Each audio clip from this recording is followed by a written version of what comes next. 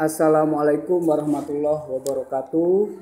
Apa kabar anak-anak? Pada kesempatan kali ini di pertemuan ke-8 terkait materi komunikasi bisnis, kita akan membahas lebih lanjut yang berhubungan dengan KD sebelumnya, yaitu 3.5 dan 4.5 mengenai menganalisis negosiasi bisnis dan melakukan negosiasi bisnis. Kemarin sudah saya jelaskan apa itu pengertian negosiasi bisnis, manfaatnya, tujuannya, dan jenis-jenisnya. Sekarang kita lanjut ke materi yang berhubungan dengan negosiasi bisnis berikutnya, yaitu mengenai tipe-tipe negosiator. Dalam negosiasi bisnis itu dibutuhkan yang namanya negosiator. Negosiator itu adalah orang yang melakukan kegiatan negosiasi. Di sini seorang negosiator itu memiliki tipe karakter yang berbeda-beda. Di sini dijelaskan ada 3 tipe negosiator. Yang pertama adalah negosiator profesional. Yang dimaksud negosiator profesional itu pada umumnya memiliki pengetahuan dan keterampilan bernegosiasi dengan baik. Dia pun biasanya mengenal dan tahu banyak tentang negosiator dari pihak lawan. Berikutnya ada negosiator naif. Di tipe ini negosiator naif pada umumnya biasanya cenderung percaya begitu saja pada pihak lawan negosiasinya. Negosiator jenis ini biasanya tidak siap bernegosiasi dan tidak tahu pokok persoalan yang akan dinegosiasikan. Jadi ini bingung di sini. Sini bingung, tidak punya pembahasan, tidak tahu apa yang mau dibicarakan, materinya tentang apa. Itu termasuk tipe negosiator naif. Yang ketiga ada negosiator curang. Negosiator curang itu adalah seorang negosiator yang lebih mementingkan kemenangan dan ia mau melakukan cara apa saja untuk memenangkannya walaupun melakukan cara-cara kotor, curang, dan licik. Nah di sini tidak direferensikan, tidak disuruh untuk menjadi negosiator curang, karena negosiator curang itu dampaknya nanti akan berakibat fatal kepada bisnisnya sendiri atau bisnis yang berhubungan dengan perusahaannya. Jadi yang paling baik tipe-tipe negosiator yang bagus itu adalah negosiator profesional. Terus lanjut ke berikutnya. Seorang negosiator itu harus memiliki kemampuan dasar. Kemampuan dasar itu kemampuan dari awal, bekal atau dasar-dasarnya. Jadi seorang negosiator itu harus memiliki kemampuan dasar. Kemampuan dasar itu bisa berupa adanya saling pengertian. Adanya saling pengertian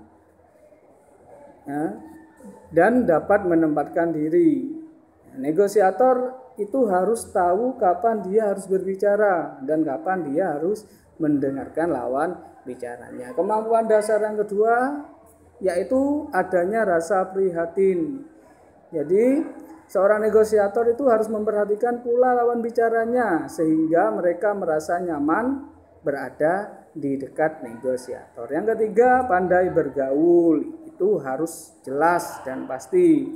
Agar negosiasi itu berjalan dengan baik dan lancar, maka seorang negosiator itu harus pandai bergaul dengan siapa saja dan tidak membeda-bedakan golongan dan kelas.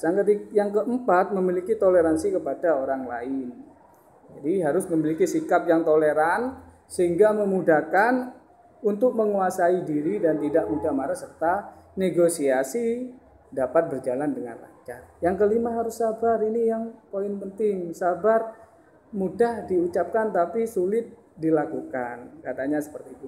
Jadi seorang negosiator itu harus mempunyai kesabaran yang tinggi. Apapun yang sedang dirasakan harus dapat ditahan agar proses negosiasi berjalan lancar. Harus bisa memanage dirinya agar selalu mengontrol emosinya. Yang keenam, mempunyai kecerdasan yang baik. Ini wajib ini kecerdasan. Kalau kita kurang pengetahuan, kita tidak cerdas dalam melakukan negosiasi, itu biasanya akan terjadi yang namanya hambatan. Yang ketujuh, berpenampilan segar. Di sini artinya harus senantiasa berpenampilan segar sehingga menimbulkan rasa percaya diri. Nah, jadi hal itu akan memberikan kebebasan pada diri negosiator dalam mempresentasikan maksud dan tujuan negosiasi. Yang terakhir yaitu harus memiliki rasa humor. Humor itu bercanda, harus punya rasa ada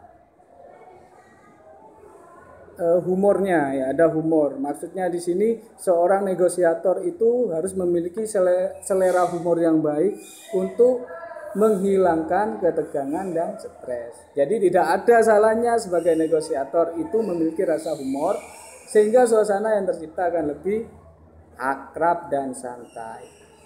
Terus kemudian ada beberapa cara atau tips menjadi negosiator yang andal atau yang profesional atau yang baik. Yang pertama harus memiliki strategi atau berstrategi. Jadi dalam bernegosiasi itu harus mempunyai strategi atau taktik. Jadi adanya strategi itu akan membantu untuk melakukan pendekatan terbaik untuk mencapai tujuan. Yang kedua, jangan gampang emosi. Ya, seperti yang saya jelaskan itu tadi, jangan gampang emosi dan harus sabar, bisa menahan egonya dan bisa menahan emosinya. Yang ketiga, tanpa debat. Lah, ini yang perlu diperhatikan. Jadi dalam menyelesaikan proses negosiasi dengan berdebat hanya akan menunjukkan pada orang lain bahwa Anda itu bukan seorang negosiator yang baik. Jadi kita harus menghindari yang namanya debat. Yang keempat, menyimak lawan bicara. Jadi bagaimana rasanya bila kita berbicara, lawan bicara malah sibuk sendiri atau melamun. Itu pasti akan tentu merasa kecewa. Jadi begitu juga dengan lawan bicara. Jadi bagaimana negosiasi bisa berhasil? Kita harus menyimak apa yang disampaikan oleh lawan bicara kita. Yang terakhir, jangan malu bertanya. Terus kemudian di sini ada beberapa syarat-syarat agar terjadinya kesuksesan dalam negosiasi. Yang pertama, pihak-pihak yang terkait dalam proses negosiasi harus hadir untuk melakukan negosiasi. Yang kedua, pihak-pihak yang bernegosiasi harus ada saling kepercayaan satu sama lain. Yang ketiga, kekuatan kedua belah pihak harus seimbang. Yang keempat, ada kewenangan dalam pengambilan keputusan. Yang kelima, harus ada kemauan untuk menyelesaikan masalah. Itu adalah beberapa syarat agar negosiasi bisa berjalan dengan sukses. Yang terakhir, dalam kegiatan negosiasi itu tidak akan selalu mengalami yang namanya kelancaran. Biasanya kita akan terhambat dalam hal negosiasi atau komunikasi. Ya, di sini ada beberapa hambatan dalam kegiatan negosiasi bisnis.